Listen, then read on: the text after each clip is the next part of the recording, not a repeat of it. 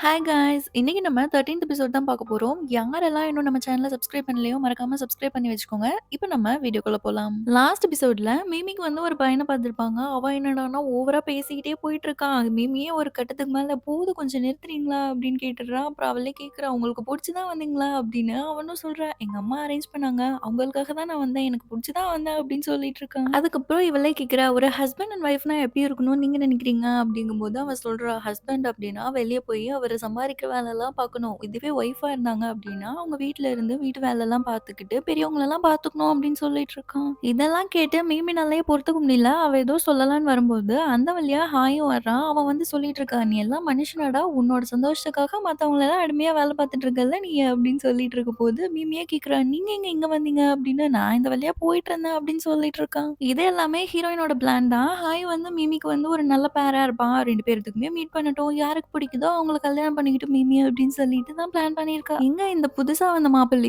ஹாயும் வந்து மாத்தி மாத்தி பேசிட்டு இருக்காங்க. "ஒரு மீனோட சந்தோஷம் மீனுக்கு தான் தெரியும்." அப்படின்னு இந்த புதுசா வந்த மாப்பிள்ளை சொல்லிட்டு இருக்கான். ஹாயும் சொல்றா, "மீனோட சந்தோஷம் என்னன்னு உனக்கு எப்படிடா தெரியும்?" அப்படின்னு இவன் கேட்டுட்டு இருக்கான். "ஆமால்ல எனக்கு தெரியாது. ஏன்னா நான் மீன் கிடையாது." அப்படின்னு மாத்தி மாத்தி லூசு மாரி 2 பேரும் பேசிட்டு இருக்காங்க. மிமி சொல்லிட்டு இருக்கா, "இப்போ மீன் சந்தோஷமா இருக்கோ இல்லையோ எனக்கு தான்டா போர் அடிச்சிட்டு இருக்கு. கொஞ்சம் நிறுத்துறீங்களா?" அப்படின்னு சொல்லிட்டு இருக்கா. அதுக்கப்புறம் ஹாய் வந்து அந்த புது மாப்பிள்ளைங்கிட்ட சொல்றா, "எனக்கும் மிமிக்கும் வந்து 1008 இருக்கு. நாங்க வந்து ஒரு பிசினஸ் விஷயமா பேசணும். அதனால நாங்க வரோம்." அப்படின்னு சொல்லிட்டு அவ கைய பிடிச்சு இழுத்துட்டு போயிடுறான். இந்த ஹாயும் இழுத்துட்டே போயிட்டு இருக்கா. கொஞ்சம் தூரம் போனதுக்கப்புறம் மிமி சொல்றா, "கைய விட்றா ரொம்ப வலிக்குது. சும்மா இழுத்துட்டே போயிட்டு இருக்கான். என்ன வந்து கல்யாணம் பண்ணிக்கவே விட மாட்டியா? இவர் வந்து எவ்ளோ படிச்சிருக்காரு தெரியுமா? எவ்ளோ டீசென்ட்டா இருக்காரு. உன்ன மாரியா?" அப்படின்னு சொல்லிட்டு இருக்கா. "நீ இப்படி பண்ணிட்டு இருந்தன்னா என்னை யார் தான் கல்யாணம் பண்ணிப்பா?" அப்படின்னு சொல்லும்போது, "நான் பண்ணிக்கிறேன்." அப்படின்னு சடனா சொல்லிடுறான். மிமி அப்படியே சைலண்ட் ஆயிடுறா. இவனுக்கு ஐயய்யோ! அவசரப்பட்டு உண்மையா சொல்லிட்டோமோ! சரி, சரி நம்ம சமாளிப்போம் அப்படின்னு சொல்லிட்டு, "இல்ல, இல்ல நான் சொல்ல வந்தது என்னன்னா, நான் உன்கிட்ட ஒரு பிசினஸ் டீல் பேசணும். உன்னோட ஸ்கிரிப்ட் எல்லாமே நானே வாங்கிக்கிறேன். நீ எவ்ளோ காசு சொன்னாலும் சரி நானே வாங்கிக்கிறேன்." அப்படிங்கும்போது மிமி சொல்றா, "என்னாலலாம் என்னோட ஸ்கிரிப்ட்ட உனக்கு குடுக்க முடியாது." அப்படின்னு சொல்லிட்டு இருக்கா. இவனும் சொல்லி பார்க்குறான், "நம்ம ஏன் 50, 50 ஷேர் எடுத்துக்க கூடாது? எல்லா செலவுமே நான் பார்த்துக்கிறேன். இங்க பாரு, இப்போ நீ வந்து அந்த வேவ் டவர்ல நீ பண்றது ஒண்ணும் பிரச்சனை இல்ல. இதே மழைக்காலம் ரொம்ப காத்தடிக்கிற டைம்லலாம் யாரும் வந்து பார்க்க மாட்டாங்க. இதுவே என்னோட ஹோட்டல் அப்படின்னா இந்த பிரச்சனைலாம் எதுவும் இருக்காது." அப்படிங்கும்போது 50, 50 எல்லாம் வாய்ப்பே இல்ல அப்படின்னு மிமி சொல்லிடுறான். இவனும் சொல்றான், "அப்போ 40, 60 அப்படின்னு கேட்டு பார்க்குறான். அதுவும் முடியாதுன்னு சொல்லிடுறான். 70, 30 அப்படின்னா எனக்கு ஓகே அப்படின்னு மிமியும் சொல்றா. 70, 30 அப்படின்னா எனக்கு எதுவுமே கிடைக்காது. நான் அங்க இருக்க மியூசிஷியன்ஸ்க்கு குடுக்கணும், ஸ்நாக்ஸுக்கு எல்லாமே குடுக்கணும். நான் என்னதான் பண்றது?" அப்படிங்கும்போது, "அப்ப முடியாது போடா" அப்படின்ட்டு போறா. அதுக்கப்புறம் "சரி, சரி, சரி ஓகே நான் பண்றேன்" அப்படின்னு சொல்லிடுறான். "சரி நான் ஹீரோயின் கிட்ட கேட்டுட்டு சொல்றேன்" அப்படின்னு சொல்லி மிமி சொல்லிடுறா. அதுக்கப்புறம் சொல்றா, "இப்ப நீ வந்து என்னோட ஹோட்டல்ல நீ வந்து எல்லாத்தையும் ஸ்டேஜ் பண்ணணும் அப்படின்னா, நீ வந்து அடிக்கடி என்ன மீட் பண்ற மாரி இருக்கும். என்கிட்ட வந்து நீ ரிப்போர்ட் பண்ணணும்." அப்படின்னு சொல்லும்போது, "இது என்னோட ஸ்கிரிப்ட். எனக்கு எப்ப வரணும்னு தோணுதோ அப்பதான் நான் வருவேன். வேணும்னா நீ வந்து எனக்கு ரிப்போர்ட் பண்ணு." அப்படின்னு உடனே அவனும், "ஓகே நான் ரிப்போர்ட் பண்றேன். ஒண்ணும் பிரச்சனை இல்ல." அப்படின்னு சொல்லிடுறான். எனக்கு நீ வந்தா மட்டும் போதும் அப்படின்னு மனசுக்குள்ள சொல்லிட்டு இருக்கான். இவங்க இங்க பேசிட்டு இருக்கும்போதே ஹீரோயினோட அசிஸ்டன்ட் வந்து தேடிட்டு இருக்காங்க. ஹீரோயினையே காணோம். அதுக்கப்புறம் அவங்க தேடிட்டே வந்து இவங்க இருக்க இடத்துக்கே வந்துடுறாங்க. வந்து இந்த மாரி ஹீரோயின காணோம் அப்படின்னு சொல்லிட்டு இருக்காங்க. அங்க கட் பண்ணா இங்க நம்ம ஹீரோவும் அவனோட அசிஸ்டன்ட்டும் பேசிட்டு இருக்காங்க. அப்ப அவன் சொல்லிட்டு இருக்கான், "இது மாரி லீமியோ வந்து 15வது வயசுல தான் இங்க வந்திருக்கான். அதுக்கு முன்னாடி எந்த கவர்மெண்ட் ரெக்கார்டுமே அவன் பேர்லயே இல்ல. அவன் வந்த புதுசுல எந்த ஒரு அகாடமிலயுமே படிக்கல. ஆனா கொஞ்ச நாளுக்கு அப்புறம் அங்க இருக்கிறதுலயே ஒரு பயங்கரமான அகாடமில போய் படிச்சிருக்கான். அவனோட ஃபீஸ் லிஸ்ட் எல்லாம் எடுத்து பார்க்கும்போது, சூ வென்சான் அப்படிங்கிற ஒருத்தர் கிட்ட வேலை பார்த்துட்டு இருக்கவன் தான் வந்து இவனுக்கு ஃபீ பே பண்ணியிருக்கான் அப்படிங்கிறது தெரியுது. அப்ப கண்டிப்பா இவங்க தான் வந்து பின்னாடி இருக்கணும் இதுக்கு அப்படின்னு சொல்லிட்டு இருக்கான். இவன பத்தி நான் தேடிட்டு இருக்கும்போது, இவன் கூட ஸ்கூல்ல படிச்ச ஒருத்தன வந்து நான் கண்டுபிடிச்சேன். அவன்கிட்ட போயிட்டு நான் நேர்லயே விசாரிச்சப்போ, அவன் சொன்னான், "ஸ்கூல் ஃப்ரெண்டா? அவனா? அதெல்லாம் கிடையாது. நாங்க வந்து ரோட்ல பிச்சை எடுத்துட்டு இருப்போம். சாப்பிடுறதுக்கே வழி இல்லாம இருந்தப்போ, அவனுக்கு மட்டும் எங்க இருந்து தான் சாப்பாடு வரும்னு தெரியாது. அவன் எப்பவுமே புக்க வச்சே படிச்சுட்டு இருப்பான். கொஞ்சம் ஸ்ட்ரேஞ்சா தான் பிஹேவ் பண்ணிட்டு இருப்பான். அவன பார்க்கறதுக்கு சீன்னு சொல்லி ஒருத்தர் வருவாரு. அவர் எப்போலாம் வராரோ எங்களுக்கும் சாப்பாடு கிடைக்கும். அவனுக்கும் அவ்ளோ சாப்பாடு கொண்டு வருவாரு. கொஞ்ச நாளுக்கு அப்புறமா அவனும் வந்து வேற ஏதோ ஒரு பெரிய அகாடமில படிக்க போயிட்டான்னு சொன்னாங்க. அவன் ரொம்ப லக்கிப்பா அவன் போயிட்டான். அதுக்கப்புறம் நாங்க திருப்பியும் எங்க வேலைய கன்டின்யூ பண்ணிட்டு இருந்தோம்." அப்படின்னு சொல்லியிருக்கான். அப்போ ஹீரோ சொல்லிட்டு இருக்கான், "இவன் ஹிஸ்டரி எல்லாம் தோண்ட ஆரம்பிச்சோம்னா பெரிய பெரிய மேட்டர்லாம் சிக்கும் போல இருக்கு. நீ போய் இன்னும் டீப்பா ரிசர்ச் பண்ணிட்டு வா." அப்படின்னு சொல்லி அனுப்பி வைக்கிறான். அங்க பேசி முடிச்சுட்டு ஹீரோயின பார்க்கலாம் அப்படின்னு சொல்லிட்டு அவனும் அதே இடத்துக்கு வரான். எல்லாருமே ஹீரோயின தேடி பார்த்துட்டு வந்து சொல்லிட்டு இருக்காங்க, "ஹீரோயினயே காணோம்." அப்படின்னு சொல்லிட்டு. அப்போ ஹீரோ கேட்கிறா, "என்னாச்சு?" அப்படின்னு. ஹீரோயின் இங்க தான் இருந்தாங்க. எங்க போனாங்கன்னே தெரியல. எல்லா பக்கமே தேடி பார்த்துட்டோம் அப்படிங்கும்போது ஹீரோ கேட்கிறான், "எல்லா பக்கமே தேடினீங்களா? ஒரு இடம் விடாம?" அப்படிங்கும்போது, "இல்ல, இல்ல. இங்க நாங்க எல்லா பக்கமே தேடிட்டோம். ஆனா கெஸ்ட் ரூம் மட்டும் இன்னும் செக் பண்ணல. அங்க தான் பண்ணணும்னு" சொல்லிட்டு இருக்கா. பார்த்தா இங்க தான் ஹீரோயின வந்து யாரோ கடத்திட்டு வந்து வச்சிருக்காங்க. இது எல்லாமே யாரோட பிளான்னா, அந்த பியூட்டி கான்டெஸ்ட்ல தோத்து போன அந்த பொண்ணோட பிளான் தான். இவளுக்கு பார்க்க வந்த மாப்பிள்ளை சரியான விமனைசர் அந்த சோஜன் அப்படிங்கிறவன். அதனால இவன மட்டும் ரூம்குள்ள விட்டுட்டோம் அப்டின்னா, ஹீரோ கண்டிப்பா இதுக்கப்புறம் இவன உயிரோடயே விட்டுருக்க மாட்டான். அதுக்கப்புறம் இவனோட நம்மள கல்யாணமும் நடக்காது. ஹீரோயினாலயும் இதுக்கப்புறம் இந்த அசிங்கத்துலருந்து வெளிய வர முடியாது. டெய்லியும் அத நெனச்சு நெனச்சே சாவா.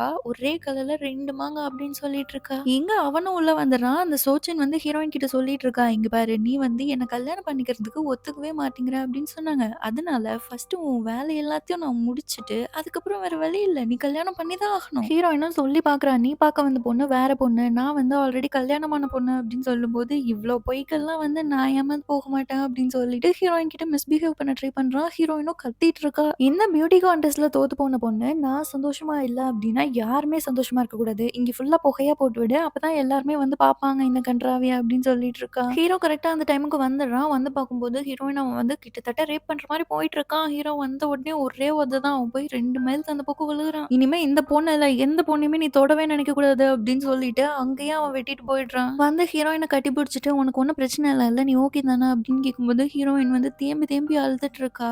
இவரு தலைவர் நம்புற ஜிங்யாங்கோட பிரதரு. "நீங்க என்ன போய் தலைவர்கிட்ட பதில் சொல்லுவீங்க?" அப்படிங்கும்போது, "நடக்கிறது நடக்கட்டும்" அப்படின்னு சொல்லிட்டு ஹீரோயின கூட்டிட்டு போயிடுறான். இங்க மிமி வந்து யோசிச்சுட்டு இருக்கா. இவ வரும்போது அந்த பியூட்டி கான்டெஸ்ட்ல தோத்து போன பொண்ணு தான் உட்காந்து புகை போட்டுட்டு இருப்பா. இவ தான் எல்லாம் பண்ணியிருப்பா அப்படின்னு சொல்லிட்டு, அவ கைய புடிச்சுட்டு, "இப்பவே உன்ன போய் ரிப்போர்ட் பண்றேன். நீ தானே எல்லா கேவலமான வேலையும் பார்த்துட்டு இருக்க" அப்படின்னு சொல்லிட்டு இருக்கா. "ரிப்போர்ட் பண்ண போறியா? என்ன பத்தியா? தாராளமா பண்ணிக்கோ. ராணியோட பேத்தி நானு. அவங்க என்ன எப்படி வெளிய எடுக்கணும் அப்படிங்கிறத அவங்க நல்லா பார்ப்பாங்க. நான் வெளிய வந்ததும் வேலையா உன்ன தான் புடிச்சு உள்ள போடுவேன்" அப்படிங்கும்போது, "ஓ! நீ அப்படி வரியா? நீ இங்க எதுக்காக வந்த? அந்த கோச்சன மீட் பண்றதுக்கு தானே வந்த" அப்படின்னு சொல்லிட்டு அவ கைய புடிச்சு தர தரன்னு இழுத்துட்டு போய் அந்த கோச்சன் இருந்த ரூம்லயே போட்டு அடைச்சு வச்சிடுறா. இவ புகை போட்டிருப்பாளே, அத பார்த்துட்டு நெறைய பேர் இப்பதான் வர்றாங்க. வந்து "என்னாச்சு? என்ன ஒரே சவுண்டா இருக்கு?" அப்படிங்கும்போது, "ஒண்ணும் இல்ல. கோச்சின்னும் ராணியோட பேத்தியுமே பிரைவேட்டா டேட்டிங் பண்ணிட்டு இருக்காங்க. மத்தபடி ஒண்ணும் பிரச்சனை இல்ல" அப்படின்னு எல்லாருக்குமே தெரிய வச்சிடுறா. இங்க ஹீரோயின் வந்து ரொம்ப பயந்திருக்கா. ஹீரோ தான் பக்கத்துல இருந்து அவளுக்கு மருந்தெல்லாம் வச்சு விட்டுட்டு, "பயப்படாத ஓகேவா? நான் எப்பவுமே கூட தான் இருப்பேன்" அப்படின்னு சொல்லிட்டு இருக்கான். ஹீரோயினும் கேட்கிறா, "நீங்க வந்து என்ன தப்பா நினைக்கலையா? இந்த மாரி நான் கோச்சென் கூட தனியா இருந்தது" அப்படிங்கும்போது, "நான் ஏன் தப்பா நினைக்க போறேன்? எனக்கு தெரியும் அங்க என்ன நடந்துச்சு" அப்படின்னு சொல்லிட்டு ஹீரோ கம்ப்ளீட்டா ஹீரோயின நம்புறான். சரி நான் இப்போ கோர்ட்டுக்கு போயிட்டு அங்க நடந்ததுக்கு ஒரு எக்ஸ்ப்ளனேஷன் குடுத்துட்டு வரேன் தலைவருக்கு அப்படின்னு சொல்லிட்டு ஹீரோ வெளிய போறான். இங்க தலைவர் புடிச்சு ஹீரோ கிட்ட கத்திட்டு இருக்காரு. "நீ நல்லா வீட்ல சாப்பிட்டுட்டு உன் ஒய்ஃப வந்து கம்ஃபர்டபுளா வச்சுட்டு தானே வந்துட்டு இருக்க" அப்படிங்கும்போது ஹீரோவும் ஆமா அப்படின்னு சொல்றான். "நீ இங்க வரதுக்குள்ள எவ்ளோ கம்ப்ளைண்ட்ஸ் தெரியுமா உன் மேல? நீ என்னடா பண்ணி வச்சிருக்க? கல்யாணம் பண்ணி வச்சா நீ கொஞ்சம் ஒழுங்கா இருப்பேன்னு பார்த்தா, கல்யாணத்துக்கு அப்புறம் ரொம்ப தான் ஆடிட்டு இருக்க" அப்படிங்கும்போது, இங்க பாருங்க இன்னைக்கு நடந்தது கம்ப்ளீட்டா அந்த கோச்சன் மேலயும், ராணியோட பேத்தி மேலயும் தான் தப்பு. இதுல ஹீரோயினுக்கும் எனக்கும் எந்த சம்மந்தமும் இல்ல. இதுல என் மேல கம்ப்ளைண்ட் பண்ணா நான் என்ன பண்ண முடியும் அப்படின்னு கேட்டுட்டு இருக்கான். நாளைக்கே எம்ப்ரஸ் இது ஒரு பெரிய பிரச்சனையா எடுத்துட்டு வருவாங்கடா அப்படிங்கும்போது ஹீரோ சொல்றான், "இல்ல எடுத்துட்டு வர மாட்டாங்க.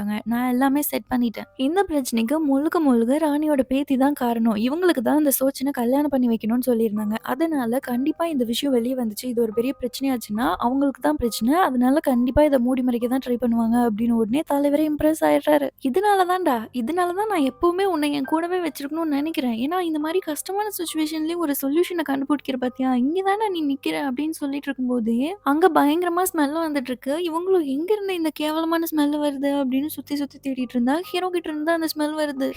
ஹீரோக்கு ஒரு பெல்ட் குடுத்திருப்பான். அந்த பெல்ட்ல இருந்து தான் பயங்கரமா ஸ்மெல் வந்துட்டு இருக்கு. குடுக்கும்போதே சொல்லியிருப்பா, "சம்மர் சீசன்லலாம் இத நீங்க கட்டிக்கிட்டீங்க அப்படின்னா, எந்த பூச்சியுமே உங்க பக்கத்துல வராது. இதுல இருந்து வர ஸ்மெல்லுக்கு" அப்படின்னு சொல்லியிருப்பா. ஹீரோவாலயே அந்த ஸ்மெல்ல தாங்க முடியல. அங்க தலைவர் சொல்லிட்டு இருக்காரு, "ஏன்டா நீ குளிக்கவே மாட்டியாடா? புதுசா கல்யாணம் ஆயிருக்குன்னு பேரு. குளிக்காம அந்த பொண்ணு ஓடி போயிருவாடா" அப்படின்னு சொல்லிட்டு இருக்காரு. அங்க கட் பண்ணா, இங்க ஜூகிங்கும் அவனோட அல்லக்கையும் பேசிட்டு இருக்காங்க. அப்ப அவன் சொல்றான், "இதுக்கப்புறம் சோச்சன் வந்து திருப்பி வருவாரான்னே தெரியல. நம்ம ஒண்ணு பிளான் பண்ணா அது ஒரு மாரி நடந்திருக்கு" அப்படின்னு சொல்லிட்டு இருக்கான். அதுவும் கரெக்ட் தான். ஆனா நம்ம நெனச்சது நடக்கலனாலும் ஒரு நல்லது நடந்திருக்கு. எப்படியோ இந்த சோச்சன்னா கிட்டத்தட்ட அவன் சாகுற நிலைமைக்கு போயிட்டான். அதனால கண்டிப்பா அவங்க ஹோல் ஃபேமிலிக்கே ஹீரோ வந்து எனிமியா மாறிட்டான் இப்போ. ஹீரோ வந்து சோச்சனுக்கு இந்த மாரி பண்ணதுனால 60 சவுக்கடி குடுக்க சொல்லியிருப்பாங்க.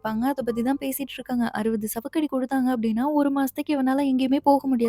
லீஷுவோட கண்ட்ரோலும் நம்ம கிட்ட தான் இருக்கு அப்படின்னு பேசிட்டு இருக்காங்க. அங்க கட் பண்ணா, இங்க ஹீரோயின் பார்க்கறதுக்காக மிமி வந்திருக்கா. மிமி வந்து சொல்லிட்டு இருக்கா, "உனக்கு எல்லாமே ஓகே தானே? நேத்து அவ பண்ணதுக்கு அவளுக்கு அப்பவே நான் ஒரு லெசன் கத்துக் குடுத்துட்டு தான் வந்தேன்" அப்படின்னு சொல்லிட்டு இருக்கா. ஹீரோயினும் சொல்லிட்டு இருக்கா, "எனக்கு புரியுது அவளோட கஷ்டம். அவளுக்கு புடிச்ச மாப்பிள்ளைய அவளாலேயே செலக்ட் பண்ண முடியல அப்படிங்கும்போது கஷ்டமா தான் இருக்கும். அதுக்காக மத்தவங்கள இந்த மாரி ஃப்ரேம் பண்ணி வைக்கிறதெல்லாம் நல்லா இருக்கா என்ன அப்படின்னு கேட்டுட்டு இருக்கா. ஆமா, ஆமா. எல்லாருக்கும் உன்ன மாரி உன்ன ரொம்ப நல்லா பாத்துக்கிற பையனா கிடைக்காதுல்ல அப்படிங்கும்போது ஹீரோயின் வெட்கப்பட்டுட்டு இருக்கா. ஆனா என்ன புதுசா ஒரு ஆள் வந்துட்டா இதெல்லாம் மாறிருமோ என்னமோ அப்படிங்கும்போது, புதுசா யார் வரப்போறா அப்படிங்கும்போது, நீ எதுவுமே தெரியாதா? உங்க யாருக்குமே ஒண்ணும் தெரியாதா என்ன? என்ன இப்படி கேட்குறீங்க? அப்படின்னு கேட்குறா.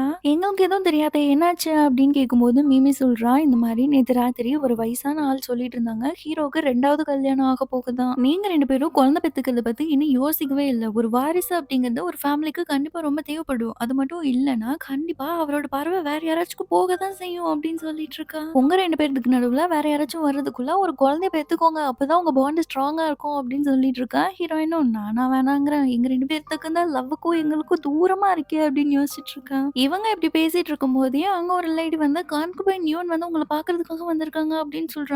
எல்லாருக்கும் ஷாக்கு. என்ன சொன்ன? கான்குபைன் நான் சொன்னேன் அப்படின்னு கேட்டுட்டு இருக்காங்க. இப்பதானடா இந்த பேச்சே பேச ஆரம்பிச்சோம். அதுக்குள்ளயுமா ரெடி பண்ணிட்டாங்க அப்படின்னு சொல்லிட்டு அவள பார்க்கறதுக்காக போறாங்க. அந்த பொண்ணும் வர்றா. கான்குபைன் நியோன் அப்படின்னு சொல்லிட்டு அவள இன்ட்ரோ குடுக்குறா. ஹீரோயினுக்கு வந்து மனசே இல்ல. இங்க மேமி உனக்கு எவ்ளோ தைரியம் இருந்தா அப்படின்னு சொல்லிட்டு எந்திரிக்கும்போது ஒரு பவுல் கீழ விழுந்துருது. அவ வேகமா போயிட்டு பயங்கரமா மார்ஷியல் ஆர்ட்ஸ்லாம் பண்ணி அத எப்படியோ கேட்ச் புடிச்சுடுறா. ஐயய்யோ! மார்ஷியல் ஆர்ட்லாம் இவளுக்கு தெரியும் போல நம்ம அமைதியா உட்காந்துருவோம் அப்படின்னு சொல்லிட்டு அவளும் அமைதியா உட்காந்துறா. ஹீரோயின் யோசிச்சுட்டு இருக்கா. ஹீரோக்கு இந்த மாரி மார்ஷியல் ஆர்ட்லாம் பண்றவங்கள பார்த்தா தான் ரொம்ப பிடிக்கும் போல அப்படின்னு கனவுலயே நினைச்சுட்டு இருக்கா. அவ அங்க பயங்கரமா சண்டை போட்டுட்டு இருக்கா. ஹீரோ அத பார்த்து இம்ப்ரெஸ் ஆகி அவங்க 2 பேரும் கட்டி புடிச்சுக்கிறாங்க. இதெல்லாம் நினைச்சு பார்த்துட்டு ஹீரோயின் அழுதுட்டு இருக்கா. இங்க ஹீரோவோட ஃப்ரெண்ட் வந்து ஹீரோவ தாங்கி தாங்கி கூட்டிட்டு வந்திருக்காங்க. என்னன்னு பார்த்தா அந்த 60 சவுக்கடி குடுத்துருப்பாங்கல்ல. அதனால ஹீரோ நடக்க முடியாம நடந்துட்டு இருக்கான். அங்க வந்து அவனோட அசிஸ்டன்ட் வந்து என்னாச்சு அப்படின்னு கேட்டுட்டு இருக்கான். அதான் தலைவர் பனிஷ்மென்ட் குடுத்திருப்பாருல்ல 60 சவுக்கடி. அதனால தான் வந்து ஹீரோனால நடக்க முடியல அப்படிங்கும்போது, வாங்க உங்களுக்கு மருத்துவர் கூட்டிட்டு போறேன் அப்படிங்கும்போது ஆல்ரெடி பார்த்தாச்சு. இப்போ ஹீரோ வந்து ஸ்டடி ரூமுக்கு போறாரு. இத மட்டும் ஹீரோயின் கிட்ட சொல்லிறாத அப்படின்னு சொல்லிட்டு போறான். ஹீரோ அவ்ளோ வாட்டி சொல்லியிருப்பான் சொல்லிறாத ஹீரோயின் கிட்ட அப்படின்னு. இவன் ஓடி வந்து ஹீரோயின் கிட்ட ஃபர்ஸ்ட்டு சொல்றதே அதுதான். இந்த மாரி பனிஷ்மென்ட் குடுத்தது ஹீரோ வந்து இறந்து போற அளவுக்கு அவரால நடக்கவே முடியல. அப்படி இப்படின்னு எக்ஸ்ட்ராலாம் சொல்லிட்டு இருக்கான். ஹீரோவ பார்த்துக்கிறதுக்கு பக்கத்துல யாருமே இல்ல. அவரு தனியா எப்படி சரியாவாரு அப்படின்னு சொல்லிட்டு இருக்கப்போ, ஹீரோயினுக்கும் மிமிக்கும் வந்து கோவம். மிமி கூட சொல்லிட்டு இருக்கா,